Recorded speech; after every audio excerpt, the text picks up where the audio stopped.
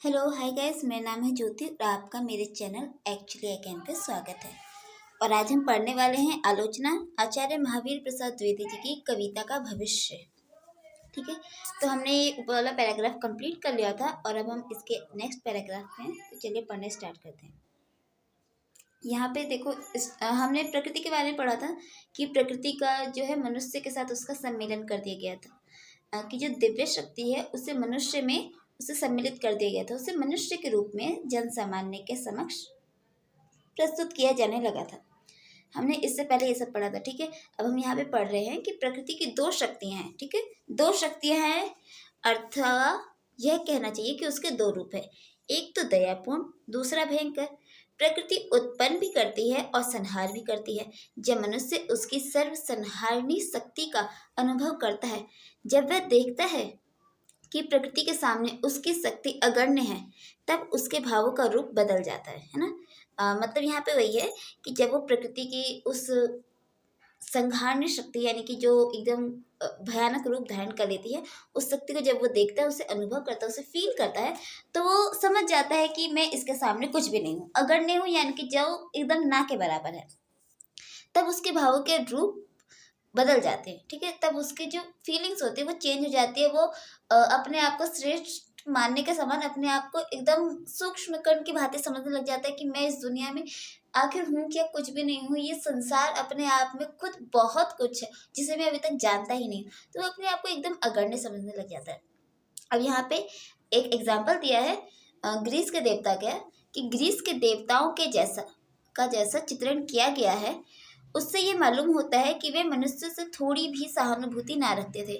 संसार उनका कीड़ा क्षेत्र था, मनुष्य उनकी कीड़ा का एक साधन मात्र था। ठीक है, तो जो ग्रीस के देवता थे, ग्रीस जो कि उत्तर पश्चिम के साइड में हम काउंट कर सकते हैं कि जो पाश्चात्य अभी के हम टाइम पे जो कहते हैं कि पश्चिमी सभ्यता, तो हम उस साइड के देवता हैं कि कोई ग्रीस के देवता है। तो उनका चित्रण किया गया है प्राचीन आख्यानों, पुराणों, ग्रंथों, वेदों में, उन सब में ना उनका चित्रण किया गया। और उनके चित्रण से हमें ये पता चलता है कि वो क्या समझते थे, संसार के कीड़ा क्षेत्र समझते थे, जो उनकी कीड़ा का एक क्षेत्र है जहाँ पे वो मनुष्य को जब तोड़ना, जब बनाना, जैसे चाहे उसके जीवन में वो करना, ये करना। ठीक है, तो ये सब उनके लिए कीड़ा का क्षेत्र था। कीड़ा मतलब कि खेल। ठीक है, खेल का एक क्षेत्र था, खेल का मैदान था, खेल का एक प्ले ग्राउंड था। ठीक है, ऐसा कुछ था। तो वो उनसे जरा सी भी सहानुभूति नहीं रखते, संसार उनका कीड़ा क्षेत्र था। ठीक है, जहाँ पे वो खेला खेला करते थे।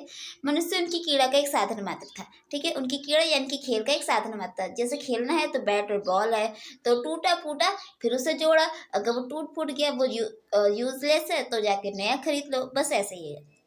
ठीक है, मानव जीवन पे किसी अदृष्ट शक्ति का आधिपत्य प्रदर्शित करने के लिए वियोग आंतक नाटकों की सृष्टि की गई। अब यहाँ पे इस लाइन को समझो, लाइन बस नाम की डेंजर होती है, उसमें ऐसा कुछ नहीं होता है। ठीक है, क्या कह रहे हैं, मानव जीवन पे किसी अदृष्ट शक्ति का आधिपत्य प्रदर्शित करने के लिए।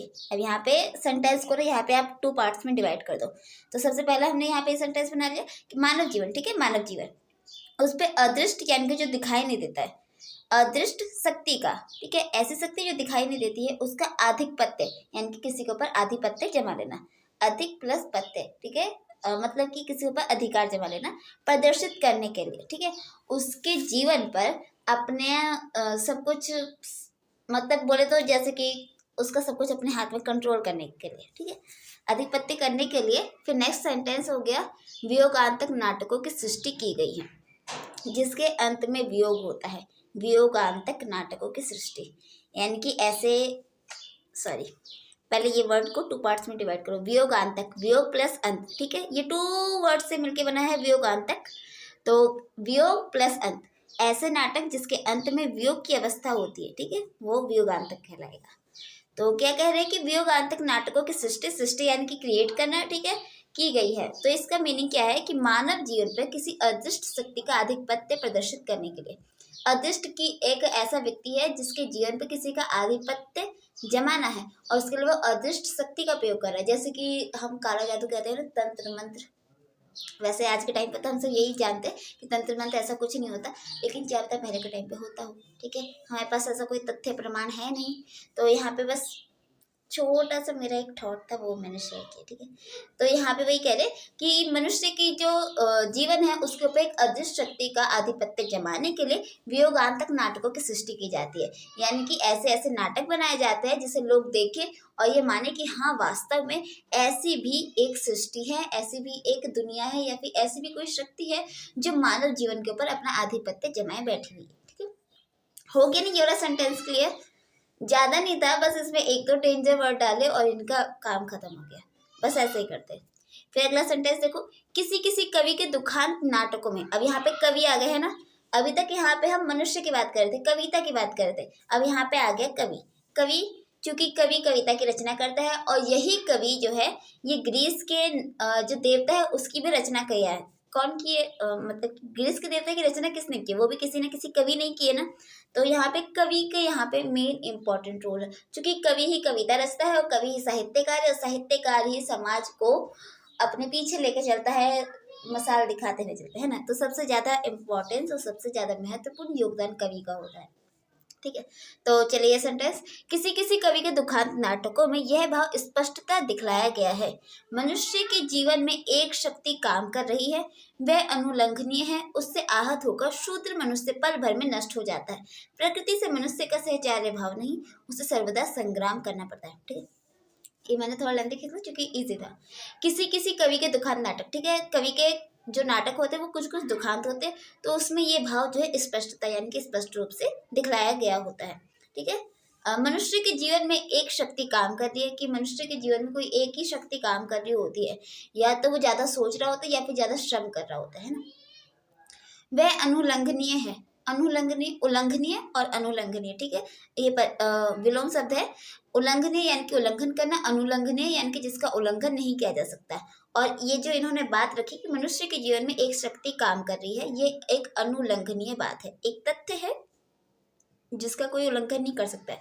ये कहीं ना कहीं बात प्रमाणित की जा चुकी है। ओके, उससे आहत होकर शूद्र मनुष्य पल भर में नष्ट हो जाता है। उससे, यहाँ पे उससे किससे है कि व्यक्ति जो है कहीं ना कहीं उन दुखांत नाटकों से प्रभावित होता है। क्योंकि यहाँ पे हमने दुखांत नाटक के बारे में पढ़ा है, वियोगांतक नाटक, दुखांत नाटक, इन दोनों की मीनिंग तो कहीं ना कहीं एक ही आ जाती है ना। तो इससे, यानी कि यहाँ पे जो उससे वर्ड यूज किया है कवि ने, तो उसमें वो कह रहे हैं कि उससे आहत होकर, उससे किससे? इन दुखांत नाटकों से आहत होकर जो शूद्र मनुष्य, जो छोटा मानव है, यानी कि जो जन सामान्य है, ठीक है, वो मनुष्य पल भर में नष्ट हो जाता है। कहीं ना कहीं उसके मन का जो मनोबल होता है वो कहीं ना कहीं टूट जाता है। तो कहते हैं ना, अगर विश्वास है, उम्मीद पे ही दुनिया कायम है। तो यहाँ पे वही बात है कि वो मनुष्य के अंदर का जो उम्मीद है वो वहाँ पे नष्ट हो जाती है। प्रकृति से मनुष्य का सहचार्य भाव संभव नहीं है, कि प्रकृति और मनुष्य का जो सहचार्य भाव है, क्योंकि प्रकृति जो है कहीं ना कहीं वो अपने आप सीमित है, वो एक स्थिर है। ठीक है, स्थिर है, नदी अपने आप अपनी बह रही है, जो पर्वत है, पहाड़ है, सब अपनी जगह पे, पानी अपनी जगह है, पृथ्वी अपनी जगह, आकाश अपनी जगह। लेकिन जो मनुष्य, एक मनुष्य ही दूसरे मनुष्य का ज्यादा दर्द समझ पाता है, एक मनुष्य ही दूसरे मनुष्य का सहचारी बन सकता है ना। हम प्रकृति और मनुष्य को ज्यादा सहचार्य नहीं बना सकते। वो कुछ कुछ होते हैं जो जंगल में जाकर मोगली की तरह इधर उधर टार्जन बन सकते हैं ना, ऐसा हर कोई तो नहीं कर सकता।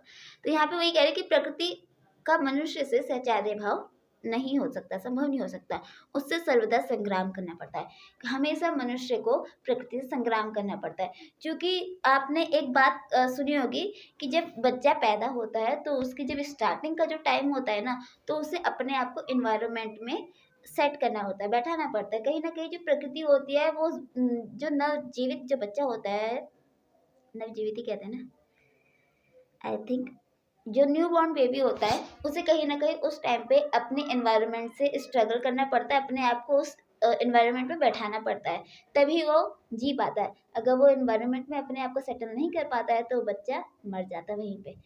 तो यहाँ पे एक ऐसी बात रखी जाती है। तो यहाँ पे भी वही बात है कि उससे उससे किससे? प्रकृति से सर्वदा संग्राम करना पड़ता है। हमेशा प्रकृति से कहीं ना कहीं उसे एक फाइट करनी पड़ती है। जैसे कि हम धूप, गर्मी, छाव ये सब बर्दाश्त करें, उससे सह रहे, उससे कहीं ना कहीं हम एक युद्ध ही कर रहे हैं ना, संग्राम ही एक। ओके, क्लियर होगा ना ये वाला पैराग्राफ? यार अपने कभी बहुत खुश हो जाते, कितना अच्छा एक्सप्लेन करती, मेरे को खुद क्लियर हो जाता है कि मैंने कितना अच्छा एक्सप्लेन किया। तो मैं एक्सेप्ट यही करती हूँ कि यार आपको भी समझ में आता होगा। ठीक है, नेक्स्ट पैराग्राफ। चलो यार बहुत टाइम हो रहा है। जो जो मानव समाज की वृद्धि होती है तो उसके अंतर्हित शक्ति का स्फुरण होता है। ठीक है, अब यहाँ पे चूंकि मानव क्या है, वो प्रकृति से संग्राम कर रहा है, तो मानव की ज़्यादा इंपॉर्टेंस होगी ना, क्योंकि मानव को उससे लड़ाई करनी है, तो लड़ाई करने के लिए उसे अपनी फौज तैयार करनी पड़ेगी, है ना। तो यहाँ पे वही मानव समाज, तो मानव समाज की वृद्धि होती है तो उसके अंतर्हित शक्ति का स्फुरण होता है। तो उसकी अंतर्हित यानी कि जो उसके अंदर की शक्ति, यानी कि मनोबल है, विश्वास है, उम्मीद है, किसी एक दूसरे पर भरोसा है, और कुछ कर दिखाने का जो हौसला होता है, उस शक्ति का स्फुरण यानी कि वो और ज्यादा बढ़ती है। खुद लोग यानी कि कुछ लोग, शायद से मिसप्रिंट हो गया होगा, कुछ लोग ऐसे भी पैदा हो जाते हैं जिनकी शक्ति अलौकिक मानी जाती है। ठीक है, अलौकिक मानी जाती है शक्ति जिनकी, वे अपनी इस शक्ति से जगत का कल्याण साधन कर जाते हैं। ठीक है, सिंपल सी लाइन है।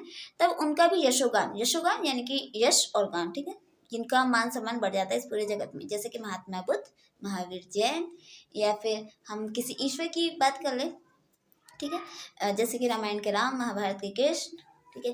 तो उन सबके पास कहीं ना कहीं कोई एक ऐसी अलौकिक शक्ति थी जिसके माध्यम से उन्होंने इस सृष्टि में आकर लोगों को कुछ ज़्यादा ही प्रोत्साहित किया। यह कविता का प्रारंभिक काल था। ठीक है, जब लोगों ने कविता लिखनी शुरू की, लोगों ने अपना मानव समाज बनाना शुरू किया, तो ये कविता का प्रारंभिक काल हम मान सकते हैं। भारतवर्ष में रामायण और महाभारत और यूरोप में होमर के इलियड और ओडिस काव्य इसके प्रत्यक्ष प्रमाण है। किसके प्रमाण है? ठीक है, यहाँ पे दो, एक रामायण महाभारत और दो पाश्चात्य यूरोप के दो काव्य ग्रंथ रखे हैं, होमर का इलियड और ओडिस के काव्य। ओडिसी ये रचना का नाम है, ओडिसी काव्य। ठीक है, तो यहाँ पे एग्जाम्पल के तौर पे भी महावीर प्रसाद द्विवेदी जी ने रखा है। ठीक है, जो बता रहे हैं कि जो मानव समाज है वो वृद्धि होती है और वो प्रकृति के खिलाफ अपने आप को संग्राम करने के लिए तैयार कर रही है, और उसके यहाँ पे कुछ एग्जाम्पल भी रखते हैं, रामायण, महाभारत, होमर का इलियड और ओडिसी काव्य। ठीक है, इसके प्रत्यक्ष प्रमाण है। परंतु यहाँ हमें एक बात ध्यान में रखनी चाहिए, सभी देशों में सभी कालों में कवियों का कार्यक्षेत्र एक सा नहीं रहता। सच तो यह है कि कवि का कार्यक्षेत्र क्या है ये कहना बड़ा कठिन है। अब यहाँ पे एक बहुत ही सीधी सी बात यहाँ पे पूछ रहे हैं। ठीक है, सबसे पहले इन्होंने अपनी बात रखी कि सभी देश, सभी कालों, सभी कवियों का कार्यक्षेत्र, कार्यक्षेत्र क्या होता है? कार्य करने का क्षेत्र। कोई एक कवि है वो कार्य क्षेत्र कर रहा है प्रकृति को लेकर रचना कर रहा है, तो कोई रूप सौंदर्य को लेकर रचना कर रहा है, कोई स्वच्छंदतावाद को लेकर रचना कर रहा है, तो कोई मार्क्सवाद या फिर कोई नारीत्व को लेकर, मीन्स फेमिनिज्म को लेकर, ठीक है, तो उसको लेकर रचना कर रहा है। तो सभी कवि का कार्यक्षेत्र अलग है। कोई राजनीति में चला गया, तो कोई भूगोल में चला गया, है ना, कोई अंतरिक्ष में चला गया। तो हर कवि का अपना अपना एक रुचि का क्षेत्र है। तो यहाँ पे वही कह रहे हैं कि हर कवि का कार्य क्षेत्र जो होता है वो एक सा नहीं होता, अलग अलग होता है।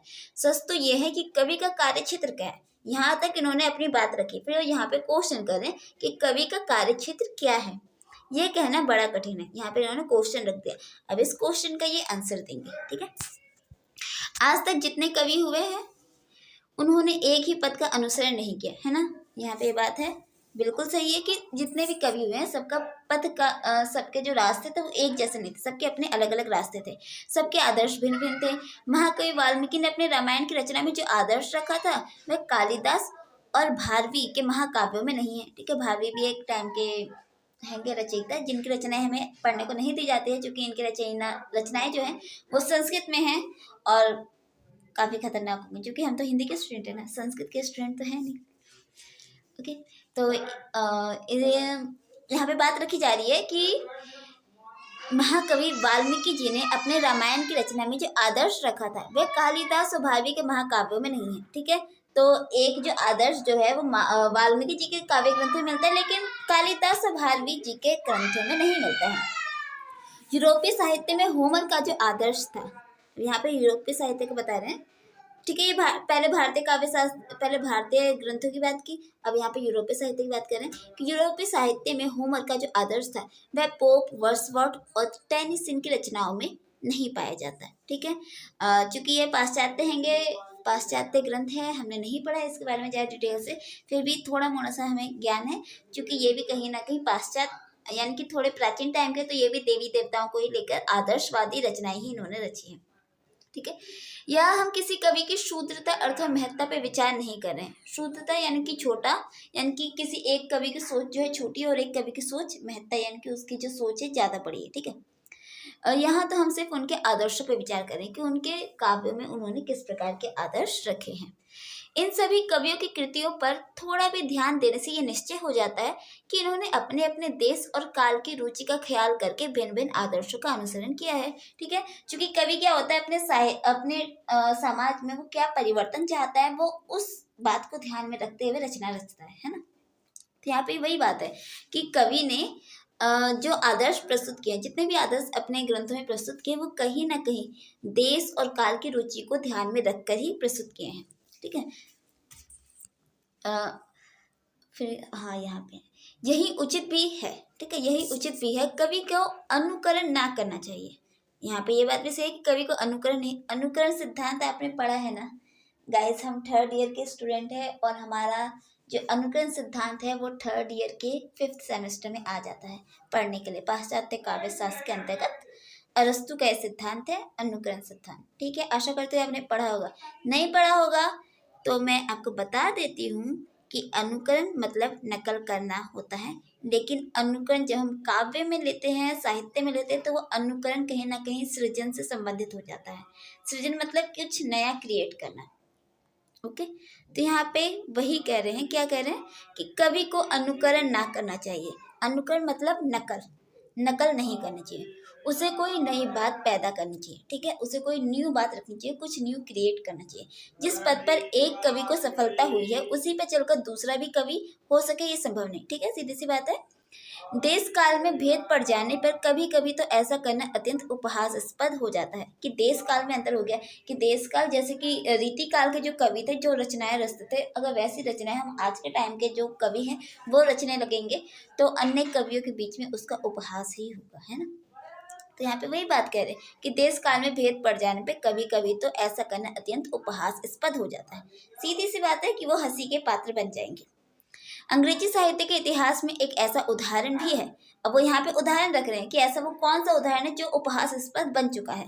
तो यहाँ पे बता रहे हैं कि प्रसिद्ध लेखक एडिसन के समय में ड्यूक ऑफ मार्लबरा के विजय प्राप्त करने पर एक काव्य लिखा गया था। ठीक है, काव्य लिखा गया था ड्यूक ऑफ मार्लबरा के विजय प्राप्त करने पर। उसमें कवि ने ड्यूक को होमर के वीरोचित गुणों से युक्त, ठीक है, उसे वीर उचित, वीरता उचित, ठीक है, 2 वर्ड्स मिला के वीरोचित गुणों, ऐसा व्यक्ति जिसके अंदर बहुत ही ज्यादा वीरता हो और उचित मात्रा में हो। ठीक है, वीरोचित गुणों से युक्त करके कवच और स्नाह धारण कर कर युद्ध भूमि में अग्रगामी योद्धा के वेश में उपस्थित कराया था। ठीक है, तो यहाँ पे उन्होंने क्या एकदम जैसे रामायण महाभारत में युद्ध क्षेत्र में जब कोई एकदम अच्छे से तैयार हो गए, प्रिपेयर हो गए, कवच हाथ में, त्रिशूल और कवच, तलवार वलवार सब लेके युद्ध भूमि में जाके एक योद्धा की भांति उपस्थित होता है, तो उन्होंने उन्हें ऐसा रूप धारण करा दिया। ठीक है, तो ये कहीं ना कहीं उपहासास्पद माना जाता है। प्राचीन काल में वीरता के आदर्श राम और हेक्टर थे। अब यहाँ प्राचीन काल को आ गया कि प्राचीन काल में जब राम थे और हेक्टर थे तो वो क्या थे, वीरता के उदाहरण थे, वीरता के आदर्श थे, कि उनमें वीरता देखी जाती थी और वही केवल ज्यादातर ऐसे रूप में होते थे। पर अब तो नेपोलियन के समान मनुष्य ही विश्व विजयी हो सकता है। ठीक है, नेपोलियन जो कि एक योद्धा है जिसने पूरी विश्व पर अपना आधिपत्य स्थापित करने की कोशिश की थी और उसने ज्यादातर देशों को अपने अधीन किया था। तो क्या करें, पर अब तो नेपोलियन के समान मनुष्य ही, ठीक है, नेपोलियन के समान, उस नेपोलियन के समान ही जो साधारण जो सामान्य मनुष्य है वो विश्व विजयी हो सकता है। कैसे, क्योंकि वो अपनी रचनाओं में अपने आप को ऐसा प्रस्तुत कर सकता है। और यहाँ पे वही उपहासास्पद जो बात थी, यहाँ पे वही प्रस्तुत करने की कोशिश कर रहे हैं आचार्य महावीर प्रसाद द्विवेदी, कि एक जो कवि है वो अगर पहले के टाइम के कवि के रास्ते पे चलेगा, ठीक है, जो आचार्य वाल्मीकि जी के रास्ते पे, जैसे उन्होंने राम को जैसे जिस प्रकार से विभूषित किया था, जिस प्रकार से प्रस्तुत किया था रामायण के अंतर्गत, उसी प्रकार से अगर आज के समय का व्यक्ति अपने आप को प्रस्तुत करने की कोशिश करेगा, उसने कोई छोटी सी लड़ाई जीत ली है, कोई जंग जीत ली है, तो अपने आप को राम या फिर अर्जुन या कृष्ण के भांति अपने आप को प्रस्तुत करने की कोशिश करेगा तो कहीं ना कहीं उपहासास्पद बनी जाएगा। तो यहाँ पे वही कह रहे हैं कि नेपोलियन के समान, जो नेपोलियन जो समस्त विश्व को विजयी कर चुका था, अगर मनुष्य भी अपने आप को उसी के समान समझने लग जाता है तो कहीं ना कहीं उपहासास्पद बन जाता है। इसलिए होमर अर्थात वाल्मीकि के युद्ध वर्णन का आदर्श आधुनिक कवियों के काम का नहीं है। ठीक है, तो होमर और वाल्मीकि का ये जो युद्ध वर्णन है वो आदर्श जो उन्होंने प्रस्तुत किया था अपने ग्रंथों में, वो आधुनिक कवियों के काम का नहीं है। वो आधुनिक कवि जो है उस रास्ते पे चल के अपने समाज को कोई नई चीज नहीं दे पाएंगे। तो वही कह रहे, तो वो उनके काम का नहीं है। आदर्श तो बदलते ही हैं, ठीक है, आदर्श क्या है, वो बदलते रहते, समय के अनुसार आदर्श बदलते, ठीक है। परिवर्तन संसार का सबसे बड़ा नियम है, ठीक है, परिवर्तित होते रहना चाहिए। विषय भी परिवर्तित होते रहते हैं। जिन विषयों को प्राचीन कवि पदबद्ध करने योग्य नहीं समझते थे, अब यहाँ पे बात रखी गई है कि जिन विषयों को प्राचीन कवि पदबद्ध यानी कि कविताओं में बद्ध करने, पदबद्ध, ठीक है, टू वर्ड्स है। पद का मतलब होता है कविता काव्य, बद्ध यानी कि उसमें बांधना, कविता के रूप में उसे बांधना, ठीक है। जिन विषयों को कविता के रूप में वो बांधने के योग्य नहीं समझते थे, उन पर आधुनिक कवि काव्य रचना करते हैं, है ना। आज के टाइम पे हम यही करते हैं। अगर बताओ कोई चांद तारों के ऊपर किया होगा यार, किया होगा, क्यों नहीं किया होगा, लेकिन आज के टाइम पर ऐसे ऐसे टॉपिक निकाले जाते हैं रचना करने के लिए, गंदे पानी के ऊपर, एक पानी की बूंद के ऊपर, राजनीति पॉलिटिक्स हो रही है, ऐसे ऐसे टॉपिक निकाले जाते हैं रचना करने के लिए। यार इश्क प्यार मोहब्बत पे जाने कितनी रचनाएं होती है। तो ऐसे प्राचीन टाइम पर ऐसा नहीं होता था। तो यहाँ पे वही बात हो रही है कि वो उस टाइम पर बिल्कुल भी उसे उपयुक्त ही नहीं समझते, लेकिन आज के टाइम पे हाँ आधुनिक कवि उसी के ऊपर काव्य रचना करते हैं। अतएव यह निर्णय करना बड़ी कठिन है, इनके निर्णय करना बड़ा कठिन है कि कवि का कार्यक्षेत्र क्या है, कि कवि का कार्यक्षेत्र क्या है। ओके, चलो खत्म हो जाएगा जल्दी। कहते हैं कहते हैं कि कल्पना ही कवि का कार्यक्षेत्र है। सत्य नहीं, सौंदर्य है, ज्ञान नहीं, हृदय है, मस्तिष्क नहीं, भाव है, विवेक नहीं। गाइस अगर आप इसे पढ़ोगे ना, थोड़ा लय में पढ़ना, ठीक है, लय में पढ़ोगे ना तो आपको समझ में आएगा। अगर लय में नहीं पढ़ोगे तो कई बार लय टूटने की वजह से हमें समझ में भी नहीं आता। तो यहाँ पे एक बार फिर से पढ़ रही हूँ, ये पहली वाली लाइन। कहते हैं कि कल्पना ही कवि का कार्य क्षेत्र है। सत्य नहीं, सौंदर्य है, ज्ञान नहीं, हृदय है, मस्तिष्क नहीं, भाव है, विवेक नहीं, ठीक है। तो ये वाला सेंटेंस में देखो वो क्या कह रहे हैं कि कवि का कार्य क्षेत्र क्या है, सत्य है, ठीक है। कवि को हमेशा अपने काव्य में सत्य रखना चाहिए, ठीक है, सौंदर्य नहीं रखना चाहिए। सॉरी, वो क्या कह रहे हैं कि अपने काव्य के अंतर्गत जो कवि है उसे कल्पना यानी कि जो सिर्फ और सिर्फ मन को रंजन करने वाली चीजें हैं उन्हीं चीजों को रखना चाहिए। वो क्या कहते हैं कि कवि का कार्य सत्य नहीं है। कवि क्या है, अपने कविताओं में सत्य प्रस्तुत नहीं करना चाहिए कवि को, उसे सौंदर्य प्रस्तुत करना चाहिए, उसे ज्ञान प्रस्तुत नहीं करना चाहिए, ठीक है। ज्ञान और सौंदर्य का यहाँ पे समन्वय किया गया है कि सौंदर्य को वो अपने काव्य में, अगर उसकी कविता सौंदर्य से भरपूर होगी तो वो लोगों को ज्यादा आकर्षित करेगी। अगर उसमें ज्ञान की बात होगी तो भला कौन उसे पढ़ेगा, उसमें कौन इतना इंटरेस्ट लेगा, कोई भी इंटरेस्ट नहीं लेगा। तो यहाँ पे वही कह रहे हैं एक एक कवि का कार्य क्षेत्र क्या होना चाहिए, हृदय होना चाहिए, वो हृदय को छूता हुआ होना चाहिए, मस्तिष्क को नहीं छूना चाहिए।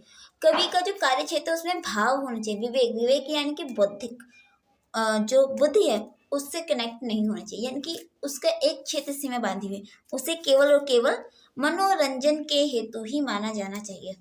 तो भावों की यह प्रधानता सिर्फ काव्य में ही नहीं मानी जाती है, किंतु सभी ललित कलाओं में भी भावों का प्राधान्य माना जाता है, ठीक है। तो यहाँ पे कह रहे हैं कि सिर्फ काव्य में नहीं बल्कि सभी ललित कलाओं में, जैसे कि निबंध हो गया, आलोचना हो गई, गद्य हो गया, आख्यान हो गए, पुराण हो गए, उपन्यास हो गए, यात्रा वृत्तांत, जितनी भी ललित कलाएं, ठीक है। ललित कलाएं जो भी हिंदी साहित्य के जितने भी उसके रूप है, भेद है, उपभेद है, सब उसके अंतर्गत आ जाते हैं, ठीक है। तो इन सभी में भावों को प्राधान्य माना जाना चाहिए। भावों का आविष्करण को कला कहते हैं, यानी कि भावों का जहाँ पे आविष्कार हो उसे कला कहते हैं। आविष्करण, ठीक है, आविष्कार का हम थोड़ा विकसित रूप यहाँ पे मान लेंगे, आविष्करण, ठीक है। आविष्करण होता है जो हो चुका है, जैसे कि आधुनिक और आधुनिकीकरण, ठीक है। तो आधुनिक क्या है, वो आधुनिक है और उसका आधुनिकीकरण हो रहा है। वाक्य में देखो आधुनिकीकरण हो रहा है मतलब क्या कि वो एक क्रिया चल रही है। तो यहाँ पे वही है आविष्करण, यानी कि उस चीज का आविष्कार होना कला कहलाता है, ठीक है। नेक्स्ट सेंटेंस पर पढ़ते हैं। पर आप किसी भी कला को लीजिए, ठीक है, आप किसी भी कला को लीजिए, उसमें विशेष तत्व प्राप्त करने के लिए एक विशेष शिक्षा की आवश्यकता होती है, ठीक है। अगर आप उस क्षेत्र में अगर आप कुछ विशेष करना चाहते हैं तो आपको उसके लिए एक विशेष शिक्षा की आवश्यकता होती है। जब तक उसका निर्दिष्ट ज्ञान यानी कि बहुत ही बड़े क्षेत्र का जो कि ज्ञान है वो आपको प्राप्त नहीं हो जाता है, तब तक उसमें सफलता प्राप्ति नहीं होती है। ज्ञान के विकास से भावों का विकास होता है, ठीक है। अगर ज्ञान का विकास होगा, देखो यहाँ पे मैं आपको एक बात बोलना भूल गई। यहाँ पे उन्होंने सबसे पहले ये बात रखी कि जो कल्पना है, सॉरी जो काव्य है, कवि का जो क्षेत्र है, काव्य में एक सीमा तक बंधा हुआ है, और ये यहाँ पे उसी बात को काटते हुए कह रहे हैं कि नहीं, वो केवल मानसिक यानी कि सिर्फ और सिर्फ मन के लिए नहीं, वो कहीं ना कहीं बौद्धिक से भी संबंधित है, और यहाँ पे ये उसी बात को प्रस्तुत करने की कोशिश कर रहे हैं। चाहे ये वाला पैराग्राफ पूरा पढ़ो। कहते हैं कि कल्पना ही कवि का कार्य क्षेत्र है, सत्य नहीं, सौंदर्य है, ज्ञान नहीं, हृदय है, मस्तिष्क नहीं, भाव है, विवेक नहीं। भावों की ये प्रधानता सिर्फ काव्य में ही नहीं मानी जाती, किंतु सभी ललित कलाओं में भावों का प्राधान्य माना जाता है। भावों का आविष्करण को कला कहते हैं। पर आप किसी भी कला को लीजिए, उसमें विशेषत्व प्राप्त करने के लिए एक विशेष शिक्षा की आवश्यकता होती है। जब तक उसका निर्दिष्ट ज्ञान नहीं होता, तब तक उसमें सफलता प्राप्ति नहीं होती। ज्ञान के विकास से भावों का विकास होता है। यदि यह बात ना होती तो कवि अपने बाल्यकाल में ही उत्तम कविता लिख डालता। इटली के रैफेल नामक प्रसिद्ध चित्रकार का सबसे उत्तम प्रबाल्य रहता है, उतना ही पौरावस्था में नहीं, ठीक है।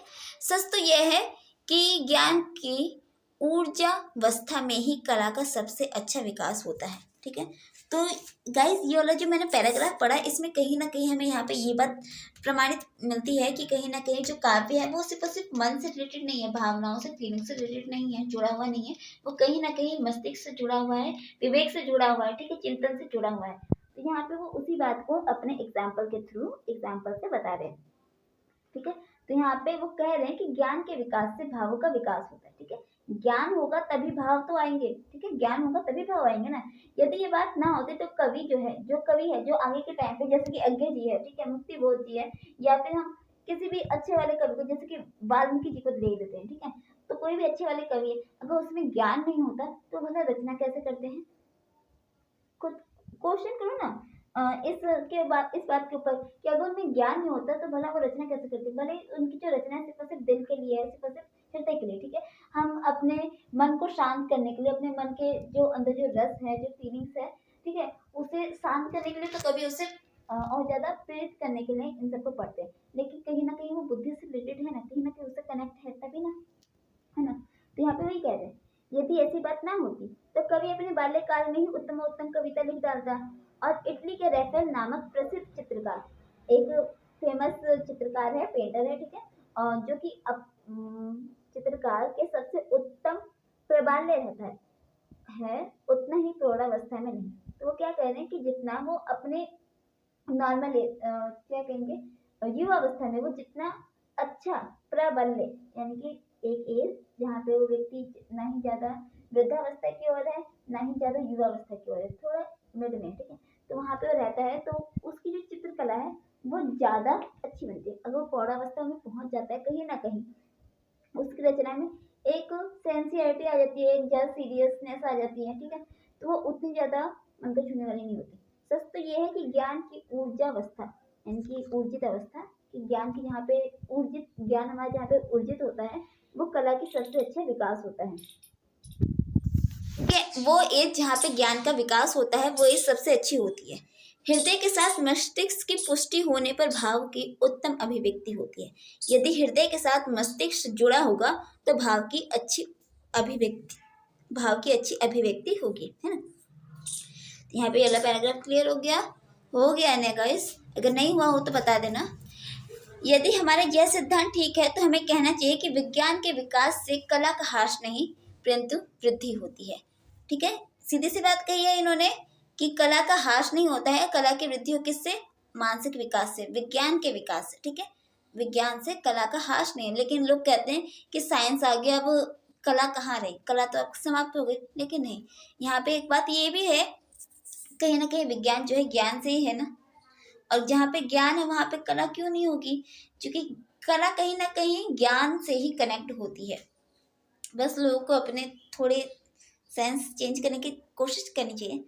वैसे मेरा भी यहाँ पे मत थोड़ा सा चेंज है, चलो फिर कई बात करेंगे, ठीक है। तो इन्होंने सीधी सीधी बात रखी कि विज्ञान के विकास से कला का ह्रास नहीं प्रत्यु मतलब कि अपिंतु या फिर हम कहेंगे बल्कि उससे वृद्धि होती है। लॉर्ड मैकाले ने मिल्टन के विषय में कहा है कि मिल्टन उस युग में हुआ जब कविता का समय गुजर चुका था। ठीक है, अब यहाँ पे एक आलोचक है या फिर एक विद्वान है लॉर्ड मैकाले, उन्होंने क्या कहा है कि मिल्टन के बारे में कहा है कि मिल्टन का जन्म कब हुआ, जब कविता का समय गुजर चुका था। जब कविता के सारे टॉपिक कवियों ने समेट लिए थे तब उसका जन्म हुआ। अब वो बैठ के भला क्या कविता लिखेगा, है ना। उन्होंने ऐसा तब कहा जब शायद से मिल्टन बड़े हो गए होंगे, जब वो काव्य रचना रचने लग गए होंगे या फिर उनके मन में कोई फीलिंग आने लगी होगी, वो कविताओं की रचना करने लगे होंगे, तब उन्होंने ऐसा कहा कि उनका जन्म तब हुआ जब कविता के सभी विषय जो थे गुजर चुके थे, उस समय गुजर चुका था। पर हम समझते हैं कि मिल्टन का उदय अपने ही उपयुक्त समय में हुआ था। हम यानी कि आचार्य महावीर प्रसाद द्विवेदी जी और उनके समय के जो कवि हैं, कुछ कुछ जो उनके मत से प्रभावित होते हैं, ठीक है, तो वो कहते हैं कि मिल्टन का उदय अपने ही उपयुक्त समय में हुआ था। उसके काव्य में भावों की जो गंभीरता और भाषा की जो पौरता है वह उसी के युग के अनुकूल है। ठीक है, भारतीय साहित्य के इतिहास पर एक बार दृष्टि डालिए। भारतीय साहित्य के इतिहास, ठीक है, जो भारत के साहित्य का जो इतिहास है उसके ऊपर आप एक बार दृष्टि डालते हैं तो वीर रसात्मक काव्य के अंतिम कवि व्यास माने जाते हैं। ठीक है, वीर रस के जो वीर रस से भरे हुए जितने भी काव्य हम देखते हैं तो मोस्टली हम देखते हैं कि उसके जो अंतिम रचयिता है, अंतिम जो कवि है वो व्यास जी हैं। उनके बाद कोई भी कवि वीर रस की कविता लिखने में यथेष्ट समर्थ नहीं हुआ है। ठीक है, ऐसा कोई भी कवि नहीं हुआ है जिसने वीर रस में श्रेष्ठ कविता रची है। लेकिन अगर हम देखेंगे तो यार भूषण जी ने भी तो वीर रसता को बहुत ही ज्यादा बढ़ा चढ़ा के वर्णन किया है, लेकिन वो कहीं ना कहीं अतिशयोक्ति भी करते हैं, है ना। तो इसका कारण यह है कि व्यवसाय की समृद्धि के साथ साथ विलासिता की वृद्धि होती है। अब यहाँ पे इन्होंने एक बहुत ही अच्छी बात रखी है और एकदम तथ्य के साथ रखी है, क्या कि चूंकि यहाँ पे पहले बात करें कि जो व्यास जी थे, कवि व्यास जी, उन्होंने वीर रस के सबसे अच्छे काव्य रचे हैं और वही सबसे अंतिम ऐसे कवि माने जाते हैं जिन्होंने वीर रस के श्रेष्ठ काव्य रखे। फिर इसके बाद ये हमें ज़्यादा देखने को नहीं मिलता है। इसका कारण क्या है कि व्यवसाय की समृद्धि, कि व्यवसाय क्या है, बढ़ता गया, साथ ही साथ विलासिता की वृद्धि होती गई। ठीक है, जैसे जैसे व्यवसाय बढ़ा यानी कि फिर हम रीतिकाल में आ जाते हैं। यहाँ पर कवि जो है हमारे महावीर प्रसाद द्विवेदी जी, वो रीतिकाल का टाइम पीरियड में आ चुके हैं। वो यहाँ पे कह रहे हैं कि जैसे व्यवसाय बढ़ा साथ ही साथ विलासिता की वृद्धि हुई। ठीक है, विलासिता क्योंकि कहीं ना कहीं लोग पैसे के लिए अपनी चीजें करने लग गए। जहाँ पे पैसा नहीं वहां पर हम नहीं, अब सिर्फ और सिर्फ क्या पैसे को इम्पोर्टेंस दी जाती है। जहाँ पे फायदा नहीं है वहां पे मैं रह के क्या करूँ, अब यहाँ पे तो कुछ फायदा है ही नहीं, तो अब हम इस रिलेशन में क्यों रहें, अब हमें यहाँ पे कुछ मिलना है ही नहीं तो हम जा रहे हैं अपने घर। ठीक है, वही कह रहे हैं, अपना काम बनता भाड़ में चल जाता है। यहाँ पे वही बात है कि व्यवसाय की समृद्धि के साथ ही साथ विलासिता की वृद्धि होती है। इसके दो परिणाम होते हैं, एक तो विलासिता से विरक्ति और दूसरी उससे अनुरक्ति। विरक्ति यानी कि उससे देखो यहाँ पे टू वर्ड्स मिला दिए, वी प्लस रिक्ति। ठीक है, रिक्त मतलब खाली, वी मतलब कि ना हो गया। ठीक है, विरक्ति जिससे हम विरक्त हो जाना यानी कि दूर हो जाना। ठीक है, और दूसरी होगी अनुरक्ति मतलब कि जुड़ जाना। अनुरक्ति मेरे से उससे कुछ ज़्यादा ही अनुराग है, अनुराग कहीं ना कहीं उससे कनेक्टिविटी वाला वर्ड हो जाता है ना, तो यहाँ पे वैसी ही अनुरक्ति, तो एक कनेक्ट है और एक है जो डिस्कनेक्ट हो गया। ओके, तो यहाँ पे कह रहे हैं कि एक विलासिता से विरक्ति है, कि एक विलासिता से जुड़ा हुआ और दूसरा विलासिता से दूर है। अतएव शांति के समय वैराग्य रस अथवा श्रृंगार रस की ही कविताएं लिखी जाती है। अब यहाँ पे अपनी बात को प्रमाणित करने के लिए यहाँ पे वो तथ्य रख रहे हैं, प्रमाण रख रहे हैं कि जिस प्रकार से शांति के समय में वैराग्य रस यानी कि या तो वैरागी हो जाएगा, वैरागी यानी कि सब कुछ चीजें छोड़ देगा। शांत, जब वो शांत हो जाएगा, एकदम कोई व्यक्ति शांत हो जाए तो वो बिल्कुल शांत हो जाएगा, वो कुछ काम नहीं करेगा, अपने आप को एकदम शांत कमरे में बैठेगा और एकदम शांति में जाके अपने आप को सोचेगा। ठीक है, तो वैराग हो जाएगा, बिल्कुल वैरागी। उसे किसी चीज की सुध नहीं है कि मेरे को खाना पीना है कि नहीं खाना पीना है, मेरे को कोई काम धंधा है कि नहीं है, वो बिल्कुल भी नहीं, वैराग अवस्था में। अथवा वो श्रृंगार रस में चला जाएगा, या फिर वो या तो एकदम रोने लग जाएगा वियोग अवस्था में, या फिर श्रृंगार की संयोग अवस्था में पहुंच जाएगा। ठीक है, या फिर वो किसी को ढूंढेगा कि कोई ऐसा मिल जाए जो उसके दुख को समझे, उसकी फीलिंग्स को समझे, जो जिसके साथ वो अपना दर्द बांट सके, है ना। ऐसी वो दो अवस्थाओं में चला जाएगा। शांति के इस समय की ये दो अवस्था मानी जाती है। ठीक है। जब जाति में संघर्षण रहता है, जाति में संघर्षण यानी कि जब उनमें लड़ाई होती है, जाति में लड़ाई, परस्पर द्वंद्व युद्ध चलता है, तब वीर रस की कविता का समय आता है। ठीक है। जिसमें मिल्टन के शैतान के व्याख्यान इंग्लैंड के विप्लव युग का ही उपयुक्त था। अब यहाँ पे एक एग्जाम्पल रख रहे हैं कि मिल्टन के शैतान के व्याख्यान, जहाँ पे उन्होंने, अब उनका एक व्याख्यान है जिसमें वो इंग्लैंड के विप्लव युग की बात करते हैं। ठीक है। चूँकि इस मिल्टन के बारे में मेरे को ज़्यादा पता नहीं है, तो जितना पता है उतना ही बता रही हूँ। तो इनकी जो रचना है, इनकी रचना में ये वीर रस के बारे में बताया। तो विप्लव यानी कि एक प्रलय का टाइम, ठीक है, प्रलय का टाइम, कहीं ना कहीं वहाँ पे युद्ध होगा, संहार होगा, कहीं ना कहीं संग्राम होगा। तो उस अवस्था की यहाँ पे बात करें, वीर रस, यहाँ पे रस के बारे में बताएं। ठीक है। और चंद्र का रासो और भूषण की कविता अपने युग के अनुकूल ही है। ठीक है। तो यहाँ पे वो यही कह रहे हैं कि हर कवि अपने टाइम पीरियड के अकॉर्डिंग ही पैदा होता है। ओके। शील शक्ति और राजनीतिक स्वत्व से हीन हिंदू जाति भगवान का आश्रय खोजे और भक्ति रस के काव्य में तल्लीन हो जाए तो आश्चर्य नहीं है। यहाँ पे क्या कह रहे हैं, जब वीर रस, इतनी लड़ाई होगी, तो इतनी लड़ाई के बाद जब व्यक्ति, जो मनुष्य है, वो अपने आप को शांत करने के लिए, ठीक है, उसकी शक्ति क्षीण हो चुकी है, राजनीतिक स्वत्व से हीन, यानी कि जो राजनीतिक जो शक्ति है वो उसके हाथ में भी नहीं है, वो भी लोगों ने हथिया लिया, यानी कि राजाओं ने और सामंतवादी लोगों ने हथिया लिया। ठीक है।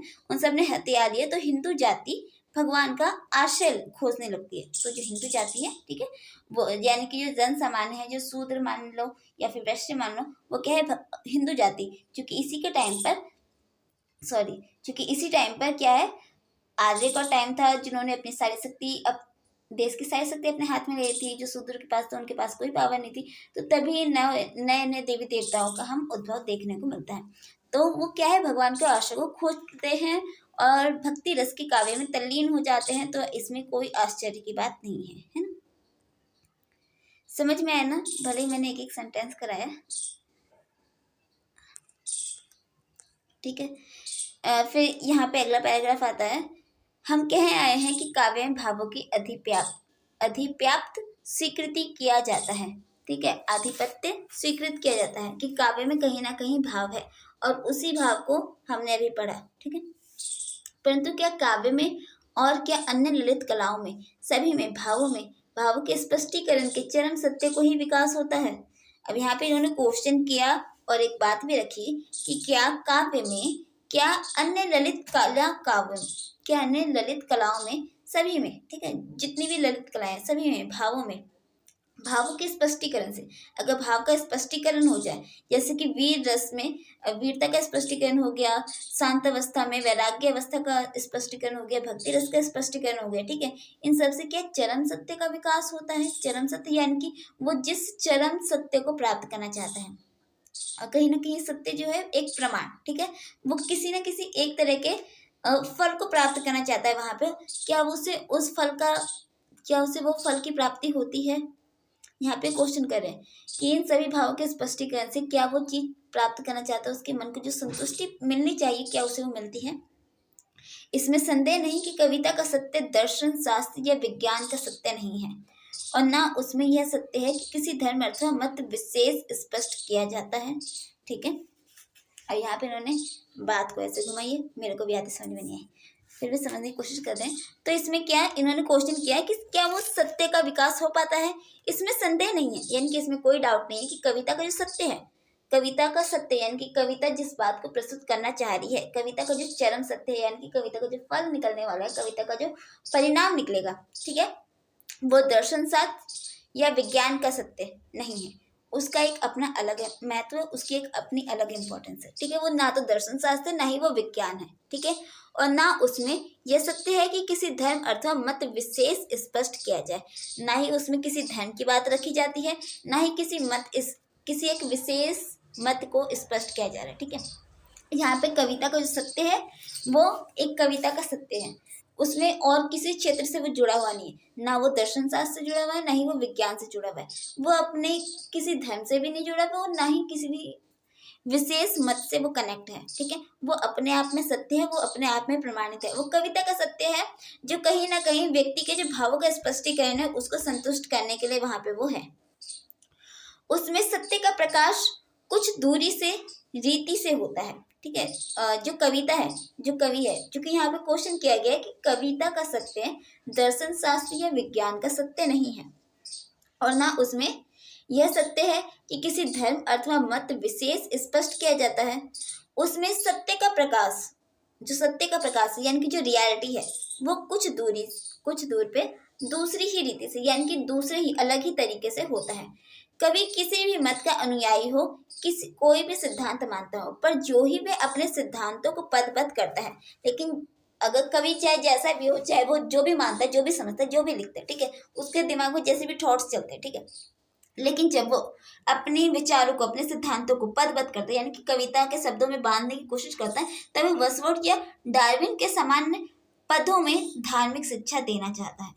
ठीक है, तो वो क्या है, एक तरह से कहीं ना कहीं वो धार्मिक शिक्षा यानी कि कहीं ना कहीं वो आदर्श की शिक्षा देना चाहता है, तो ही वे कवि के उच्च आसन से गिर जाता है। ठीक है, तो यहाँ पे क्या कहा कि अगर वो वर्ड्सवर्थ और डार्विन की तरह धार्मिक संदेश यानी कि धर्म पुराण आख्यान टाइप का अगर वो संदेश दे रहा है, तो कवि के उच्च आसन से गिर जाता है। ठीक है, क्योंकि कवि का कार्य क्या है, भावों को संतुष्ट करना है। ठीक है, भावों को संतुष्ट करना और कहीं ना कहीं एक आदर्श प्रस्तुत करना होता है, और अगर वो धार्मिक शिक्षा देने बैठ गया तो वो कवि के उच्च आसन से गिर जाता है। तो कवि का काम ना तो शिक्षा देना और ना ही दार्शनिक तत्वों की व्याख्या करना है। ठीक है, सीधी सी बात है, उसके हृदय से तो वह गान उद्धृत होना चाहिए जिससे समस्त मानव जाति हित यंत्री में विश्व वेदना का स्वर बज उठे। ठीक है, सीधी सी बात है कि उसके हृदय में गान उद्धृत यानी कि एक ऐसा गान उत्पन्न होना चाहिए, उद्धृत होना चाहिए। ठीक है, उद्धृत होना मतलब उत्पन्न होना चाहिए जिससे समस्त मानव जाति, जितनी भी मानव जाति है, उसके हृदय तंत्री में, जो कि हृदय का जो तंत्र है, ठीक है, उसमें विश्व वेदना यानी कि पूरे विश्व के लिए वेदना यानी कि सहचार्य का जो भाव है वो स्वर बज उठे। ठीक है, कहीं ना कहीं इंपॉर्टेंट है, इसलिए मैंने इंपॉर्टेंस का निशान लगाया। तो आगे है, मनुष्य में ईश्वर तत्व शक्ति में ये वाणी की महिमा सबसे अधिक है। ठीक है, ये ईश्वरत्व शक्ति, अगर मनुष्य में ईश्वर दत्त शक्तियों में अगर ये वाणी की महिमा होती है तो ये सबसे अधिक होती है। वाणी यानी कि कहीं ना कहीं एक बात रखना। ठीक है, यहाँ पे वाणी की महिमा की बात कर रहे हैं, तो इसे हम आगे बढ़ते हैं। हिंदू मात्र में यानी कि अगर हिंदू धर्म में देखते तो उसे शाश्वत देवी सरस्वती के रूप में उपास्य समझते हैं। ठीक है, लास्ट पेज है, खत्म हो जाएगा। ठीक है, तो अगर हम वाणी की महिमा की अगर हम बात करें तो वो हम हिंदू धर्म में क्या देखते हैं कि देवी सरस्वती है, वाणी की देवी है, उसकी पूजा करें। हमें हमारी वाणी की, हमारी जो बोलने की जो कौशल है, वो जो क्षमता है, उसको हम कहीं ना कहीं देवी सरस्वती जी से कनेक्ट करते हैं ना। तो शाश्वत देवी सरस्वती के रूप में उपास्य यानी कि उपासना करने के योग्य समझे जाते हैं।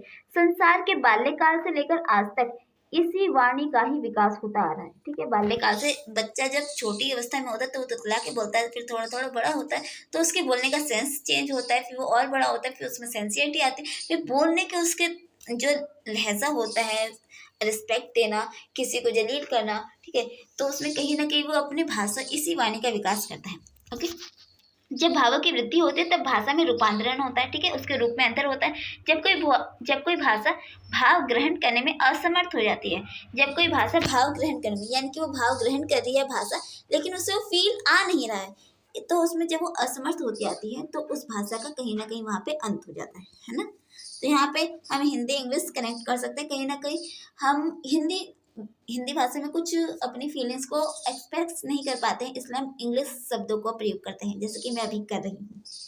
ओके, तो कहीं ना कहीं वो असमर्थ हो जाते हैं, तो उसका अंत हो जाता है और उसका आसन दूसरी भाषा ले लेती है। ठीक है, यही कारण है कि भाषा एक सी कभी नहीं रहती। उन्नतिशील मानव जाति के लिए भाषा में परिवर्तन होते रहना आवश्यक है। ठीक है, सीधी सी बात है। अब सारांश, अब यहाँ पे वो अपना सारांश रख रहे हैं, क्या रख रहे हैं, सारांश यह है कि सभी भाषाएं सभी भावों को व्यक्त करने में सामर्थ्य नहीं होती। यही कारण है कि भिन्न भिन्न भाषाओं में भिन्न भिन्न स्वर प्रकट होते हैं।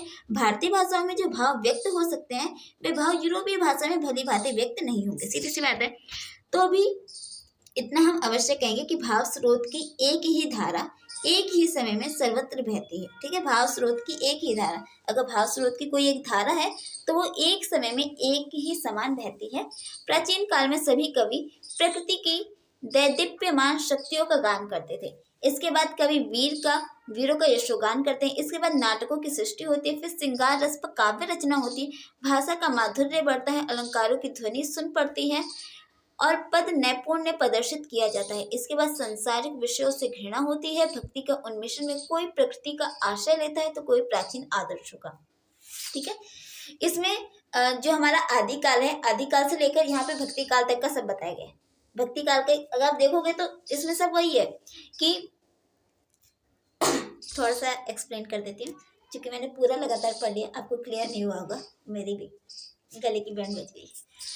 तो कवि क्या कह रहे हैं, भाव स्रोत जो है वो एक ही धारा में बहती है, यानी कि अगर एक समय भक्ति काल का टाइम है तो वो हमेशा भक्ति काल नहीं चलेगा। अगर उसमें भाव में अंतर आता है तो वो धीरे धीरे वो सभी में चेंज हो जाएगा। ठीक है, ऐसा नहीं रहेगा कि अगर पंजाब में भक्ति की धारा चल रही है तो दिल्ली में वीर रस की धारा चले, है ना, ऐसा नहीं आएगा। पूरी जगह पे एक ही भाव की धारा चलती है, कहीं ना कहीं वो उससे कनेक्ट होता है, प्रभावित होता है। जैसे कि आज के टाइम पे देखो वैश्वीकरण है, कहीं ना कहीं सभी जीन्स, मोबाइल, इंटरनेट है, इन सब के साथ चले जा रहे हैं, कहीं ना कहीं डेवलपिंग के ऊपर भाग रहे हैं। अगर एक देश में परमाणु बम बन रहे हैं तो सभी देश चाहेगा कि हमारे पास भी परमाणु बम हो, है ना। तो यहाँ पे वही है, अगर कोई एक भाव स्रोत है तो उसकी जो एक धारा है वो एक समय में सर्वत्र बहती है, सर्वत्र यानी कि हर जगह पर बहेगी। प्राचीन काल में, प्राचीन काल यानी कि यहाँ पे देख लो आदिकाल या फिर सही पहले का, जब हम वेद ग्रंथों की बात करते हैं तो उस टाइम की बात करते हैं कि दैदीप्यमान शक्तियों का गान किया गया। उसके बाद वीर रस यानी कि आदिकाल देख लो। ठीक है, आदिकाल में हमें ज्यादातर वीर गाथा ही देखने को मिलती है, रीति काल में हम रीति देखते हैं। ठीक है, आदिकाल में हमें वीरता देखने को मिलती है। ठीक है, तो वीरता का यशोगान होता है। उसके बाद नाटकों की सृष्टि होती है। ठीक है, आदिकाल में ही होती है कुछ कुछ नाटकों की सृष्टि। फिर श्रृंगार रस आता है, आदिकाल में हमें श्रृंगार रस भी देखने को मिलता है। रीति काव्य, श्रृंगार रस काव्य की रचना होती है, भाषा में माधुर्य बढ़ता है, अलंकारों की ध्वनि सुन पड़ती है, पद नैपुण्य यानी कि पद में एकदम निपुणता, जहाँ पे हम ग्रंथों को देख सकते हैं। रीतिकाल नहीं कहेंगे, आदिकाल के टाइम पे बहुत सारे ऐसे ग्रंथ रचे गए हैं जो कि बहुत ही उत्तम है, श्रेष्ठ है। ठीक है, फिर उसके बाद संसारिक विषयों से घृणा होती है कि ये संसार में किस प्रकार के विषय, सब भक्ति की तरफ यानी कि यहाँ पे भक्ति काल आ जाता है। भक्ति काल में सब के सब प्रवेश कर जाते हैं। ठीक है, फिर उसके बाद उसमें आश्रय लेते हैं और कहीं ना कहीं इस कोई प्राचीन आदर्शों का इसमें ग्रहण होता है। ठीक है, फिर उसके आगे है बाह्य प्रकृति के बाद मनुष्य अपने अंतर जगत की ओर दृष्टिपात करता है। अब उसने पूरी दुनिया घूम ली। ठीक है, अब वो अपने अंदर घुसता है, अपने अंदर यानी कि अपनी अंतर आत्मा को झांकने की कोशिश करता है, दृष्टिपात करता है उस पर। तब साहित्य में कविता का रूप परिवर्तित हो जाता है। ठीक है, साहित्य में कहीं ना कहीं कविता का रूप परिवर्तित हो जाता है। कविता का लक्ष्य मनुष्य हो जाता है। ठीक है, मनुष्य को वो इम्पोर्टेंस देने लग जाता है। अब वो दूसरी चीजों को इम्पोर्टेंस न देके मनुष्य को इम्पोर्टेंस दे रहा है। ठीक है, संसार की दृष्टि हटकर कवि व्यक्ति पर ध्यान देता है। संसार से हटाकर कवि व्यक्ति पर ध्यान देने लग जाता है। तब उसे आत्मा का रहस्य का ज्ञान होता है कि आत्मा का रहस्य है क्या। वह शांत में अनंत का दर्शन करता है, जो एकदम शांत है उसमें अनंत है, यानी कि जहाँ पे कुछ भी नहीं है वहां पे बहुत कुछ है। और भौतिक पिंड में यानी कि जो भूमि पर है, भौतिक अवस्था, ठीक है, हम देखते हैं ना, तो वही होता है। तो भौतिक पिंड में असीम ज्योति का आभास करता है कि जो भौतिक पिंड है यानी कि इस पृथ्वी पर जो कुछ है, जो पिंड मतलब पत्थर ही होता है ना। ठीक है, तो जो इस पृथ्वी पर जो कुछ है, एक छोटे से छोटे कण में एक असीम ज्योति का वो आभास करता है। एक छोटा से छोटा जीव जो अपने आप में एक बहुत बड़ी बात व्यक्त कर रहा है ना, उसका वो आभास करते हैं। फिर नेक्स्ट पैराग्राफ, भविष्य कवि का लक्ष्य इधर ही होगा। भविष्य में अगर हम तुलना करें, क्योंकि क्या होता है भविष्य की तुलना कैसे की जाती है, जो पहले बीत चुका है और जो अभी हो रहा है, उन दोनों को कनेक्ट करके हम भविष्य की तुलना कर सकते हैं कि भविष्य का अंदाजा लगा सकते हैं कि भविष्य में आगे क्या होगा। तो वही कह रहे हैं कि भविष्य कवि का लक्ष्य इधर ही होगा। ठीक है, अभी तक वह मिट्टी में सने किसानों, कारखानों से निकले हुए मैले मजदूरों को अपने काव्य का नायक बनाना नहीं चाहता था। वह राज स्तुति, वीर गाथा अर्थात प्रकृति वर्णन में ही लीन रहता था, परंतु वह शूद्रों की भी महत्ता दिखेगा और तभी जगत का रहस्य सबको विदित होगा। विदित यानी कि सभी को ज्ञान होगा। जगत का रहस्य क्या है, इस पर एक ने क्या कहा है कि साधारणता ये रहस्य नहीं है, जो साधारण है वही रहस्यमय है। ठीक है, तो किसी ने एक बात कही थी कि जो असाधारण है वो रहस्य नहीं है, कि ये तो असाधारण चीज है। असाधारण यानी कि ये तो साधारण से भी एकदम श्रेष्ठ है, बहुत असाधारण, कि ये तो नॉर्मल है ही नहीं। ठीक है, तो उसमें रहस्य नहीं है, उसमें कुछ नया जानने को नहीं है। लेकिन जो साधारण है, जो नॉर्मल है, उसमें जानने को रहस्य है कि इसमें भला क्या रहस्य में चाहिए, जो नॉर्मल थिंग है। ठीक है, तो एक बात कही गई थी, वही अनंत सौंदर्य से युक्त है। ठीक है, वही अनंत सौंदर्य से युक्त है, इसी सौंदर्य को स्पष्ट कर देना भविष्य कवियों का काम होगा। तो यहाँ पे इन्होंने बात स्पष्ट कर दी, निष्कर्ष में इन्होंने यही बताया कविता का भविष्य, कि आखिर कविता का भविष्य कहाँ था। पहले के टाइम पे कविता कैसी थी, जो प्राकृतिक आपदा, इस पूरी भूमि मंडल में जो कुछ भी व्याप्त हो रहा है उसको पहले व्यक्त करते थे, फिर धीरे धीरे उसका क्षेत्र बढ़ा, आदर्श बढ़े, फिर भक्ति रीति और वीर रस में पहुंचा, फिर धीरे धीरे अब वो क्या है, भविष्य में किस और अग्रसर हो रहा है। इन्होंने यहाँ पे वही बताया कि वो कहीं ना कहीं एक असीम ज्योति की तरफ जा रहा है। एक पूरे समाज में वो मनुष्य एक व्यक्ति को केंद्र में लेके चल रहा है। तो उन्होंने कहीं ना कहीं यहाँ पे यही बताने की कोशिश की है कि जो कविता है वो आगे चलकर व्यक्ति को केंद्र में रखकर लिखी जानी चाहिए, या फिर लिखी जाएगी। ठीक है, तो आशा करती हूँ आपको क्लियर होगी ये आलोचना आचार्य महावीर प्रसाद द्विवेदी जी का। मैंने इससे पहले वाली वीडियो में थोड़ा सा इंट्रो डाला है, अगर आपको पसंद आए तो वो वीडियो देख लेना, क्योंकि आधी आलोचना तो उसमें भी है, आपको पढ़ना पड़ेगा यार। ठीक है, वीडियो मेरी ये हो गई कंप्लीट, बस मैं स्टार्टिंग पर जा रही हूँ, फिर आप चले जाना। ओके,